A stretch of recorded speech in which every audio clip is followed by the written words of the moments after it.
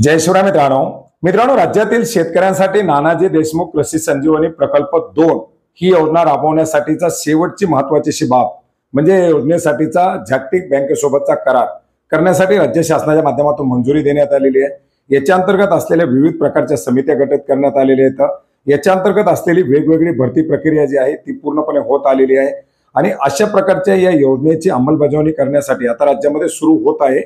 मित्रांनो याच्याबद्दल आपण वेळोवेळी जे काही शक्य असेल ते अपडेट घेत आहोत आणि हे अपडेट घेत असताना प्रत्येक वेळी एकच कमेंट केली जाते ती म्हणजे या योजनेच्या अंतर्गत आमचा जिल्हा आहे का, या जिल्ह्यातील हा तालुका आहे किंवा या तालुक्यामधील आमचं गाव आहे का, ही विचारणा वेळोवेळी केली जाते किंवा या योजनेच्या अंतर्गत समाविष्ट असलेल्या गावाची यादी कशी पाहावी हे देखील विचारणा केली जाते।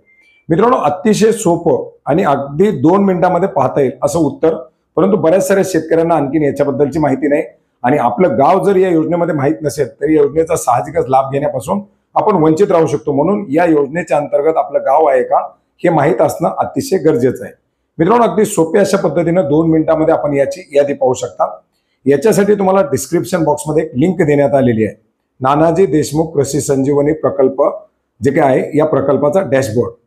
मित्रांनो याच्यासाठी तुम्ही पोखराची जी महापोखराची वेबसाईट आहे या वेबसाईटवरती येऊन सुद्धा जे काही वेगवेगळ्या बाबी आहेत ज्या महत्त्वाच्या अशा लिंक आहेत याच्यामधून सुद्धा या ठिकाणी जाऊ शकता, परंतु ही डायरेक्टली लिंक तुम्हाला देण्यात आलेली आहे आणि जर ही लिंक तुम्हाला डिस्क्रिप्शन बॉक्समध्ये पाहता आली नाही तरी सुद्धा कमेंट करा, मी तुम्हाला कमेंटमध्ये सुद्धा याची लिंक देईल। मित्रांनो लिंकवरती क्लिक करून आल्यानंतर फक्त गावाची यादी पाहण्यापुरताच हा डॅशबोर्ड मर्यादित नसणार आहे। याच्यावरती गावाची यादी, वॉटर बॉडी असेल, याच्या अंतर्गत गठीत करण्यात आलेल्या समित्या असतील, लवकरच याच्यावरती याच्या अर्ज प्रक्रियेच्या संदर्भातील किंवा अनुदानाच्या वितरणाच्या संदर्भातील जी काही माहिती असणार आहे ती सर्व या ठिकाणी अपडेट केली जाणार आहे। अर्थार्थी नानाजी देशमुख कृषी संजीवनी प्रकल्प या योजनेचा हा डॅशबोर्ड असणार आहे। याच्यावरती तुम्हाला सर्व इत्थंभूत माहिती मिळणार आहे।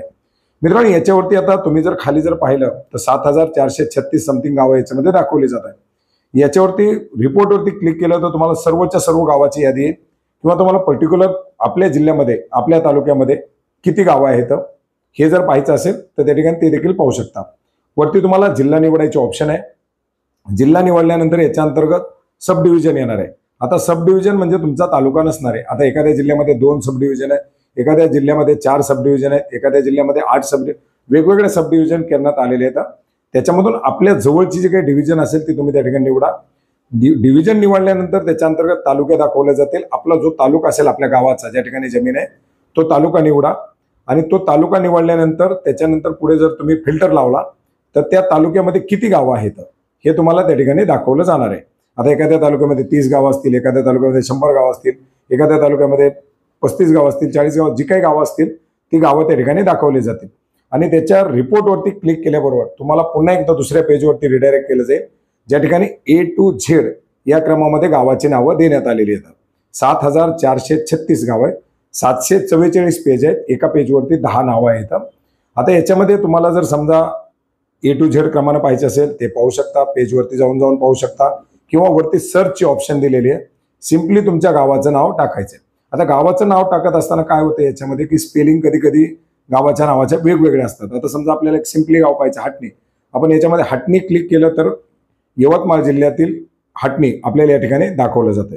असंच तुमच्या गावाचं नाव तुम्ही सर्च करू शकता आणि जर तसं नसेल तर तालुक्याच्या नावानुसार वगैरे सुद्धा तुम्ही याच्यामध्ये पाहू शकता। आणि जर सिम्पली हे सर्वही जमत नसेल तर तुम्ही याला एक्सेल मध्ये कन्वर्ट करू शकता आणि एक्सेल मध्ये कन्वर्ट करून पर्टिक्युलर आपल्या तालुक्यातील असलेल्या गावाची लिस्ट आपण या ठिकाणी घेऊ शकता। तुम्हाला जर याची डायरेक्टली एक्सेलची जरी लिस्ट पाहिजे असेल तरी सुद्धा त्याची लिंक तुम्हाला डिस्क्रिप्शन बॉक्समध्ये देण्यात आलेली आहे। त्या एक्सेलची लिंक सुद्धा तुम्ही यादी सुद्धा डाउनलोड करून तुम्ही त्याच्यामधून तुमच्या गावाचा तालुक्याचा वगैरे फिल्टर लावून पाहू शकता। तर अतिशय सोपी अशी माहिती आहे, अतिशय उपयोगी अशी माहिती आहे जी बऱ्याच वेळा आपण घेण्याचा प्रयत्न केलेला आहे परंतु ती तुमच्यापर्यंत पोहोचत नाही। मित्रांनो याच्या अंतर्गत ज्या काही रिक्रुटमेंट ज्या काही भरती प्रक्रिया चालू आहे त्या थोड्याफार प्रमाणात बाकी आहेत। याचा करार आलेला आहे, याच्या समित्या गठीत करण्यात आलेल्या आहेत, आराखडे असतील ते मंजूर करण्यात आलेले आहेत। आता याच्यामध्ये केव्हाही अर्थात ऑगस्ट 2025 पासून याची अर्ज प्रक्रिया सुरू केली जाईल।